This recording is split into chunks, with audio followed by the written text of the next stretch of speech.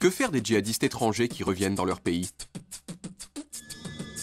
Partout dans le monde, des gens, généralement jeunes, quittent la routine de leur quotidien, traversent les frontières et vont combattre en Syrie et en Irak pour les idéaux de l'islamisme radical.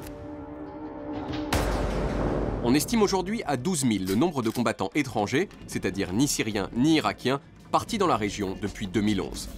Moins de 3 000 d'entre eux seraient des citoyens d'un pays occidental, 930 Français, 400 Anglais et 250 Belges.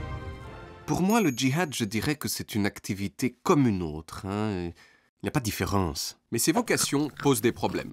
Selon une étude universitaire réalisée sur les djihadistes étrangers des guerres passées, Bosnie, Irak, Afghanistan, un combattant sur 9 qui revient dans son pays d'origine s'implique dans des activités terroristes. Pour faire face à cela, les États disposent de plusieurs outils. D'abord, des outils juridiques.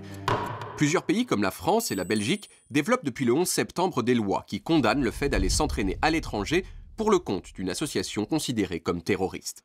La Russie, elle, va plus loin. Depuis 2013, il suffit qu'un citoyen russe s'engage dans un groupe armé étranger, dont les objectifs sont, je cite, « contraires aux intérêts russes », pour être passible de 6 ans de prison. Mais ces lois ne sont pas très efficaces, car il est souvent très difficile de recueillir des preuves sur le champ de bataille syrien.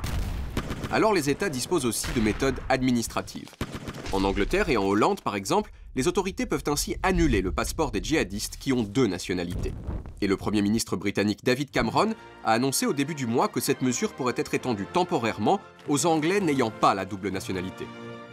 Enfin, il y a la méthode douce, celle qui consiste à aider les combattants qui reviennent de Syrie à se réintégrer dans la société. La Belgique semble en avance de ce point de vue-là.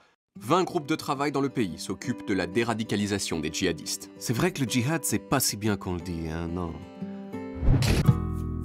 Moi, je veux dire, si j'étais vous, je m'abonnerais, quoi. Après, c'est un choix personnel. Enfin bon, si vous avez envie, cliquez dans le cadre prévu à cet effet.